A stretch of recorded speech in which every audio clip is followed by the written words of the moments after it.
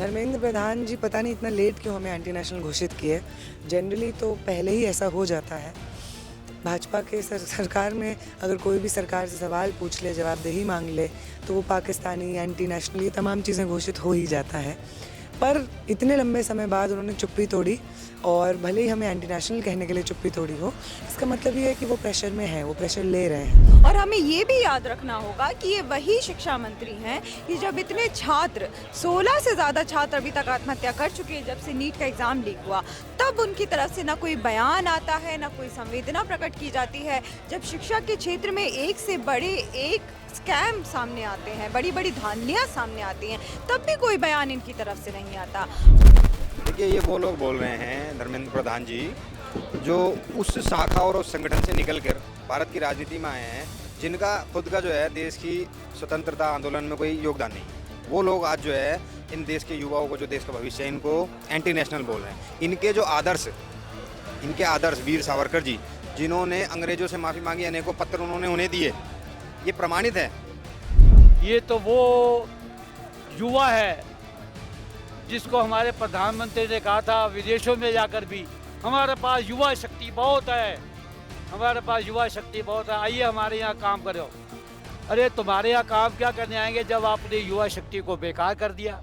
जहाँ का प्रधानमंत्री बाहर जाता है तो कहता है हमारे डीएनए में डेमोक्रेसी है, विकसित भारत एक ऐसी युवा शक्ति का देश जो कि है भी। और जहाँ का प्रधानमंत्री कहता है कि वो तो यूक्रेन रशिया का वॉर रुकवा देगा। लगातार हर तरह से ऐसे प्रोजेक्ट किया जाएगा कि भारत में तो कितनी उन्नति हो रही है, देश में शायद इस तरह का कोई देश ही नहीं होगा जहाँ पे इतना डेवलपमेंट हो रहा है। लेकिन स्वागत है इनकलाब हिंदी में। मैं हूँ कामरान सैफ और इस वक्त तो मैं दिल्ली के जंतर मंतर पर मौजूद हूँ और अभी जो समय हो रहा है वो लगभग 12:30 बजने को है और मैं दिखाऊंगा कि ये 5वें दिन की शुरुआत हो चुकी है कॉकरोच जनता पार्टी का, जो दिल्ली के जंतर मंतर पर जो प्रोटेस्ट हो रहा है। और अभी भी पूरे तरीके से यहाँ पर जो प्रदर्शनकारी हैं, जो छात्र हैं, वो पूरे तरीके से एक्टिव हैं। और ये देखिए किस तरीके से अभी जगह जगह पर नारे लगाए जा रहे हैं और धर्मेंद्र प्रधान के इस्तीफे की मांग की जा रही है। और तमाम जो छात्र हैं या प्रोटेस्टर्स हैं, अगर आप देखेंगे तो कुछ लोग सो रहे हैं, इसी पर जहां दरी बिछा हुआ उसी पर सो रहे हैं। कुछ लोग जो है वो नारे लगा रहे हैं और अपनी गीत गा रहे हैं और पूरी तरीके से प्रदर्शन पूरे जोशो खरोश में है। और इसके प्रोटेस्ट के बाहर के साइड में भारी पुलिस बल की तैनाती है और उनकी मौजूदगी में पूरा ये प्रोटेस्ट अब 5वें दिन में जा चुका है। और जो कॉकरोच जनता पार्टी का जो पूरा प्रोटेस्ट है, ये लगभग 18 से 19 दिन हो चुके हैं जब ये ज़मीन पर उतरी है। तो आपको पूरी तस्वीर आज दिखाएंगे कि रात में यहाँ का क्या सीन होता है और यहाँ के जो छात्रों से उनसे बात करेंगे और उनके मुद्दों को जानने की कोशिश करेंगे। आपका जो प्रोटेस्ट है, ये प्रोटेस्ट लगभग चौथा दिन ख़त्म हो गया है और अभी रात के लगभग 11 बज रहे हैं और अब 5वें दिन की शुरुआत होगी और आपको कई संगठनों का समर्थन भी मिल रहा है। क्या लग रहा है कि आपके प्रोटेस्ट को मजबूती मिल रही है और धर्मेंद्र प्रधान इस्तीफा दे देंगे? देखिए, जैसा कि हमने इस भाजपा सरकार का पूरा इतिहास देखा है कि इनका कोई भी मंत्री जो है अभी तक अपनी जिम्मेदारी लेते हुए अगर भ्रष्ट भी साबित हो जाए, निकम्मा भी साबित हो जाए, तब भी ये लोग आसानी से इस्तीफा नहीं देते हैं। लेकिन जैसे कि आप देख रहे हैं कि आज चौथा दिन ख़त्म होने को आ रहा है, उसके बावजूद यहाँ पर जितने भी छात्र और नौजवान आए हुए हैं वो अभी भी डट कर यहाँ पे बैठे हुए हैं। सरकार की तमाम कोशिशें चल रही हैं कि इस प्रोटेस्ट को ख़त्म कर दिया जाए। धर्मेंद्र प्रधान ने आज ही बहुत ही शर्मनाक एक बयान दिया कि जितने भी लोग जंतर मंतर पे इकट्ठा हैं वो सब टेररिस्ट हैं, टुकड़े टुकड़े गैंग वाले लोग हैं। तो इस तरह से जो डीलेजिटिमाइज करने की कोशिश है, जो विलेनाइज करने की कोशिश है, जो भी छात्र यहाँ पे मौजूद हैं उनको सरकार की तरफ से चल रही है। लेकिन इन सब के बावजूद गोदी मीडिया के नैरेटिव फैलाने के बावजूद इतने लोग इतनी भारी संख्या में यहाँ मौजूद हैं, वो इसी बात को दिखाता है कि हम सब लोग यहाँ मजबूती से डटे हुए हैं, हमारे हौसले बिल्कुल बुलंद हैं और हमें पूरी उम्मीद है कि आने वाले दिनों में हम सब मिलकर सरकार को मजबूर करेंगे कि आप घुटने टेकेंगे, आपको हमारी आवाज़ें सुननी होंगी, हमारे सवाल सुनने होंगे, हमें जवाब देने होंगे। और जो मांग जो हम पहले दिन से यहाँ पर कर रहे हैं जंतर मंतर पे कि इस भ्रष्ट शिक्षा मंत्री को तात्कालिक रूप से इस्तीफा देना चाहिए, वो मांग भी पूरी होगी। आपसे मेरा सवाल ये है कि कहीं भी देश में कहीं भी प्रदर्शन हो तो उसको एक नैरेटिव दिया जाता है कि यहाँ एंटी नेशनल बैठे हुए हैं या फिर इनकी फंडिंग कहाँ से हो रही है, कहाँ से इनको इतना फंड आ रहा है कि इनको खाना मिल रहा है, पीना मिल रहा है, सब कुछ मिल रहा है। लेकिन देश का एक बड़ा संगठन जिसको प्रधानमंत्री जी खुद कहते हैं कि ये सेवा करने वाली दुनिया की सबसे बड़ी संगठन है, उसके फंड को लेकर आप क्या कहेंगे? नहीं, मैं यही पूछूंगी, फंडिंग का सवाल बहुत ज़रूरी, बहुत महत्वपूर्ण और इम्पोर्टेंट सवाल होता है। तो अगर फंडिंग का सवाल है तो मैं भी कुछ सवाल पूछूंगी कि भाजपा जो बेटी बचाओ बेटी पढ़ाओ प्रोग्राम लॉन्च करती है, उसका सारा फंड वो प्रमोशन पे लगा देती है, उसके इम्प्लीमेंटेशन पे कोई फ़ंड नहीं जाता है, उसके वॉल्टियर्स कुछ किसी चीज़ पे फ़ंड नहीं जाता है, प्रमोशन पे फ़ंड चला जाता है। फ़ंड की बात आती है तो इलेक्टोरल बॉन्ड्स को हम कैसे भूल सकते हैं।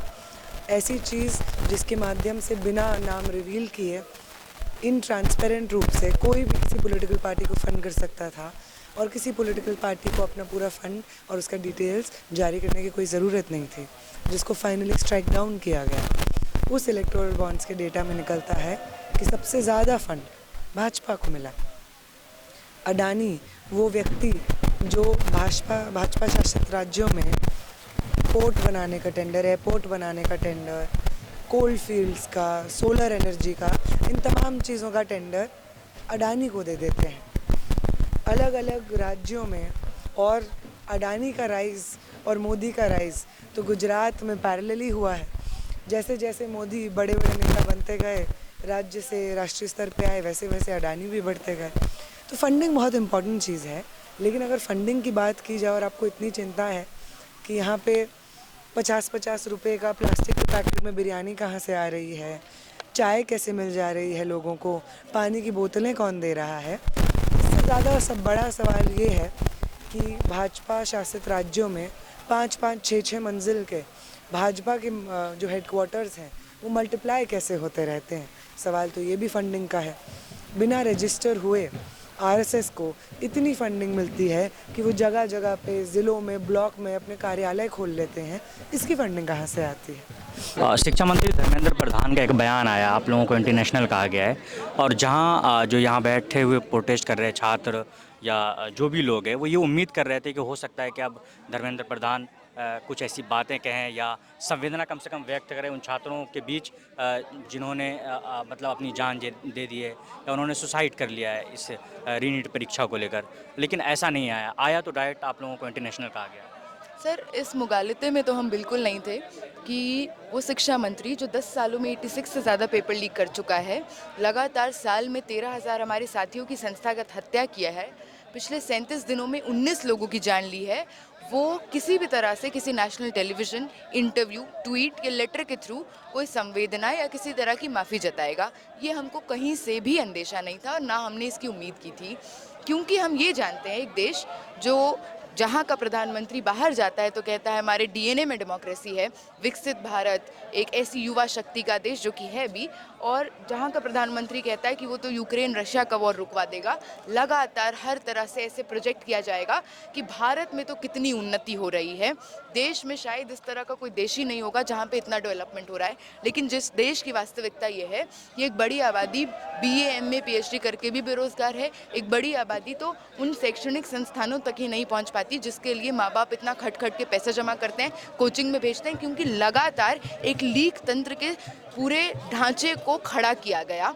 तो ये पता था जहाँ पे बालासोर में ट्रेन एक्सीडेंट हो जाएगा और 300 लोगों की जान चली जाएगी तो रेल मंत्री किसी तरह का कॉग्निजेंस और अकाउंटेबिलिटी नहीं देगा, LPG क्राइसिस होगा, देश की बड़ी आबादी पलायन करने को मजबूर हो जाएगी अपने घर वापस, लेकिन देश का गृह मंत्री कोई अकाउंटेबिलिटी और कॉग्निजेंस नहीं लेगा, आपकी विदेश नीति की धज्जियां उड़ जाएंगी, विदेश मंत्री चुप रहेगा, आपका रुपये का दर गिरता रहेगा, हर तरह की आर्थिक मंदी पड़ी रहेगी, लेकिन किसी भी तरह से आपका जो वित्त मंत्री है वो कोई मुंह नहीं खोलेगा। तो एक देश में जहाँ पे गैर जिम्मेदारी और गैर जवाबदेही को मापदंड बना दिया जाए और उस पर गर्व किया जाए, राजनाथ सिंह जब ये बात कहते हैं कि भाजपा में नहीं चलता इस्तीफा वगैरह, तो ये इस बात को दिखाता है कि आप जानते हैं कि आपने 10 सालों में किस तरह से हर एक संस्थान में अपने लोग घुसाए, हर संस्था, हर इंस्टीट्यूशन को आपने कब्जाया और एक तरफा गोदी मीडिया, मेन स्ट्रीम मीडिया को भी कब्जा करके लोगों के दिमाग में जहर फैलाया और हर तरह से आपने खुद को प्रोटेक्शन दिया, खुद को संरक्षण दिया। ये पूरा मंत्रिमंडल, ये पूरा भाजपा RSS का जो पूरा प्रशासनिक व्यवस्था है, ये कुलदीप सेंगर से लेकर बृजभूषण से लेकर प्रज्वल रवन्ना से लेकर किसी परवेश वर्मा और अनुराग ठाकुर के मिसाल कायम करती है। तो हमको पता है कि ये मिनिस्टर के मुंह से कोई भी संवेदनशील शब्द नहीं निकलेगा। देश में जब किसी तरह के ऐसे आंदोलन हुए हैं जिसने इनके देह को झकझोर दिया हो, इनको अकाउंटेबिलिटी के लिए लगातार ललकारा हो, चाहे वो किसानों का आंदोलन हो तो उनको खालिस्तानी कहा गया। शाहीन बाग में सशक्त रूप से महिलाएं जब उस आंदोलन को लीड करती हैं तो कहा जाता है ये तो पैसे लेकर बैठी हुई हैं। महिलाओं को बिकाऊ तक बोला जाता है, इतनी भद्दी टिप्पणियां की जाती हैं। देश में इसी जंतर मंतर पर महिला पहलवान यहाँ पे बैठते हैं न्याय के लिए, उनको घसीटा जाता है, मारा जाता है, पीटा जाता है। तो ये देश में ये मॉडल काबिज करने वाली सरकार के खिलाफ आज देश का युवा गोलबंद है। जंतर मंतर पर चौथा दिन है धरने का, बारिश हो तूफान हो, हर तरह से पुलिसिया दमन की कोशिश चलती है दिन रात। कभी लाइट ऑफ होती है, कभी पानी बंद किया जाता है, खाना बंद किया जाता है। डटे हुए हैं क्योंकि हमें पता है हमारे आने वाले कर अंधकारमय होगा। अगर अभी रात के 12 बज चुके हैं और जंतर मंतर पर जो प्रदर्शन आप दिन में जिस एनर्जी के साथ देखते होंगे उसी एनर्जी के साथ रात के 12 बज चुके हैं और जहां पर जो भी प्रदर्शनकारी हैं, जो भी छात्र हैं, वो उसी एनर्जी के साथ अपनी आवाज़ को उठा रहे हैं। मैं आपसे जानना चाहूँगा कि आज ही धर्मेंद्र प्रधान ने एक बयान दिया है जिसमें ये कहा है कि जो भी यहाँ बैठे हैं सब देशद्रोही हैं। तो आप इस बयान को किस तरीके से देख रहे हैं? देखिए, ये वो लोग बोल रहे हैं धर्मेंद्र प्रधान जी जो उस शाखा और उस संगठन से निकलकर भारत की राजनीति में आए हैं जिनका खुद का जो है देश की स्वतंत्रता आंदोलन में कोई योगदान नहीं है। वो लोग आज जो है इन देश के युवाओं को, जो देश का भविष्य है, इनको एंटी नेशनल बोल रहे हैं। इनके जो इनके आदर्श वीर सावरकर जी जिन्होंने अंग्रेजों से माफ़ी मांगी, अनेकों पत्र उन्होंने उन्हें दिए, ये प्रमाणित है। उन जैसे लोग जो है आज हमें और इनको अगर ये बोलने लगे हैं कि ये एंटी नेशनल लोग हैं तो ये तुक ही नहीं बनता है। जो जिनका खुद का इतिहास अंग्रेजों की गुलामी में, चाटुकारिता में, मुखबरियों में निकल गया हो, वो हमें बताएंगे कि हम एंटी नेशनल हैं या कौन है? हम इस देश के मूल निवासी लोग हैं, इनसे पूछा जाएगा। बताएं।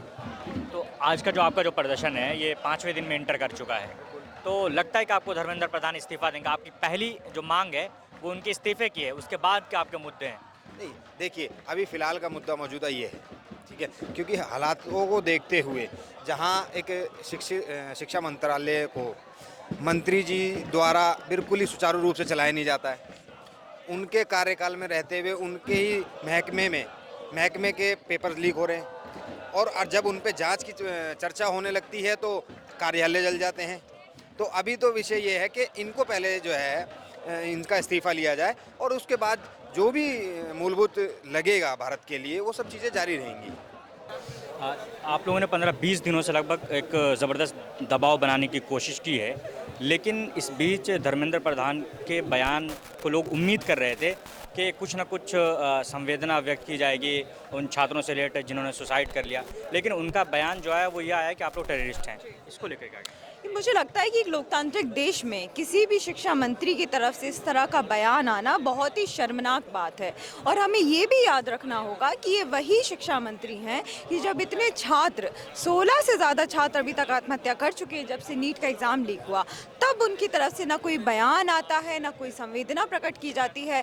जब शिक्षा के क्षेत्र में एक से बड़े एक स्कैम सामने आते हैं, बड़ी बड़ी धांधलियाँ सामने आती हैं, तब भी कोई बयान इनकी तरफ से नहीं आता। बयान तब भी नहीं आता जब छात्र यहाँ पे सामने से उन्हें बुलाते हैं कि आप आइए हमसे बात करिए, जंतर मंतर पर हम इकट्ठा हुए हैं, हम आपसे सवाल पूछने के लिए आए हैं, आप एक चुने हुए मंत्री हैं, तब भी कोई रिस्पांस नहीं आता। रिस्पांस तब आता है जब वो देखते हैं कि पिछले 4 दिनों से तमाम कोशिशों के बावजूद यहाँ पे लोग डटे हुए हैं, हिलने को राजी नहीं है, अपनी मांगों को बिना मनवाए, तब एक बयान आता है। और वो भी इस तरह का बयान नहीं है जिसे हम कंस्ट्रक्टिव कह सकते हैं। वो बयान वही जो भाजपा आरएसएस की आइडियोलॉजी है कि जो भी व्यक्ति उनसे सवाल पूछेगा, उनके खिलाफ कार्रवाई करेगा, उनसे क्रिटिक करेगा, उनको बार बार वो या तो विलन बता देंगे, कभी एंटी नेशनल बता देंगे, कभी देशद्रोही बता देंगे, कभी पाकिस्तानी बता देंगे। तो ये जो पूरा ट्रेडिशन चलाया है भाजपा सरकार ने और आरएसएस के सोच वाले लोगों ने, तो यही हमें यहाँ पे देखने को मिल रहा है कि शिक्षा मंत्री भी वही काम कर रहे हैं कि जिन स्टूडेंट्स के प्रति उनकी जवाबदेही बनती है, जब वो आपसे सवाल पूछने आए हैं तब आप उन्हें एंटी नेशनल कह दे रहे हैं। क्या ये एक लोकतांत्रिक देश में किसी भी मंत्री का भाषा होना चाहिए? सबसे बड़ा सवाल ये है। मेरा दूसरा सवाल ये है कि रात को 1:30 बजने को है लगभग, और जो अभी प्रदर्शन कर रहे जो लोग हैं यहाँ पे मौजूद, उनकी एनर्जी बिल्कुल उसी तरीके से बरकरार है और 5वें दिन में आपका प्रोटेस्ट एंटर कर चुका है। तो क्या लगता है कि आप कितना दबाव बना पा रहे हैं धर्मेंद्र प्रधान पे, चूँकि उन्होंने खुद आप लोगों को आज एंटी नेशनल घोषित कर दिया है? धर्मेंद्र प्रधान जी पता नहीं इतना लेट क्यों हमें एंटी नेशनल घोषित किए। जनरली तो पहले ही ऐसा हो जाता है। भाजपा के सरकार में अगर कोई भी सरकार से सवाल पूछ ले, जवाबदेही मांग ले, तो वो पाकिस्तानी, एंटी नेशनल, ये तमाम चीज़ें घोषित हो ही जाता है। पर इतने लंबे समय बाद उन्होंने चुप्पी तोड़ी, और भले ही हमें एंटी नेशनल कहने के लिए चुप्पी तोड़ी हो, इसका मतलब ये है कि वो प्रेशर में है, वो प्रेशर ले रहे हैं। योगा डे कराने का दिखावा के अलावा उन्होंने इस चीज़ को एड्रेस किया कि जंतर मंतर पे 2400 घंटे 7 दिन 200 से 300 छात्र बैठ रहे हैं, उनके इस्तीफे की मांग कर रहे हैं। ये अपने आप में हमारे प्रेशर हो रहा है, इसका एक प्रूफ है। मीडिया लगातार एक नैरेटिव बनाती है, कोई भी प्रदर्शन हो रहा होता है, खासकर मेन स्ट्रीम मीडिया इसको कवर नहीं करती है, कवर करने आती है तो एक तरीके का नैरेटिव बनाती है। तो गोदी मीडिया आप लोग कहते हैं उसको भगा दिया जाता है जंतर मंतर से, उसको लेकर आप क्या कहेंगे? कुछ नहीं कहेंगे, आप पत्रकार हैं, आपका काम करने का एक बेसिक डिग्निटी होना चाहिए।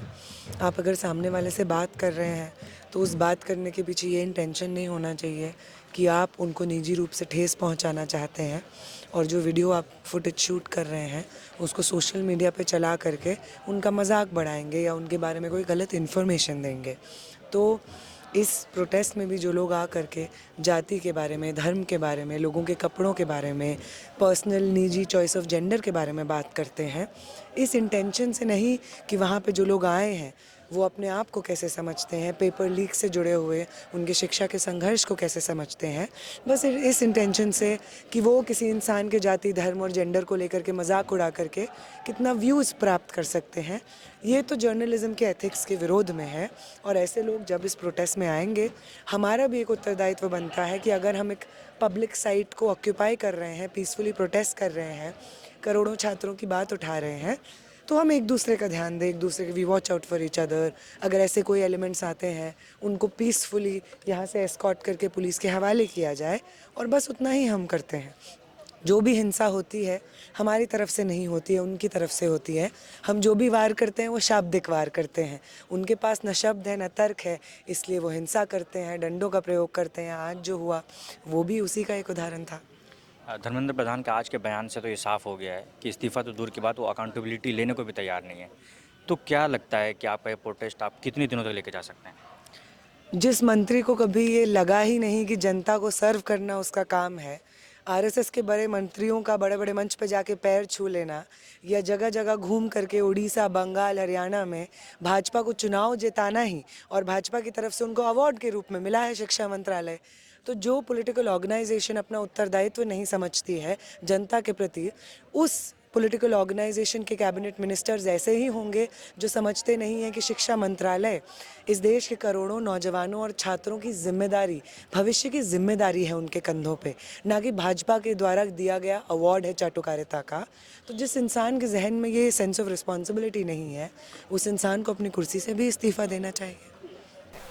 एनडीए की सरकार की अगर बात करें तो ये तो अभी नीट को लेकर पेपर लीक का मामला हुआ, लेकिन कभी रेल हादसा होता है तो उसमें जो अभी अश्विनी वैष्णव है उनसे इस्तीफे की मांग की जाती है, लेकिन कभी ऐसा नहीं देखा गया है कि सरकार इस्तीफा तो दूर के बाद अकाउंटेबिलिटी ले इन हादसों का या इस तरीके की घटनाओं का। इस पर आप क्या कहेंगे? देखिए, ये अब एक लोकतांत्रिक देश में हम लोग रह रहे हैं। भारत सबसे बड़ा रिपब्लिकन कंट्री माना जाता है, और आप उसमें देखिए कि जो भी भाजपा सरकार में मंत्री बैठे हुए हैं, ये तमाम मंत्री इसी गुरूर के साथ कुर्सी पर जमे हुए हैं कि वो जानते हैं कि चाहे वो कितना ही भ्रष्टाचार क्यों ना कर ले, चाहे वो कितनी ही धांधली क्यों ना कर ले, कितने ही बड़े बड़े क्राइम चार्जेस उन पर क्यों ना लग जाए, रेप चार्जेस उन पर क्यों ना लग जाए, और पूरी तरह से निकम्मे और भ्रष्ट प्रूव हो जाने के बावजूद वो अपनी कुर्सी नहीं छोड़ेंगे, क्योंकि उनके सर पे हाथ है। हमारे देश में जो प्रधानमंत्री बनकर बैठे हैं मोदी जी, वो उनको शह दे के रखे हुए हैं।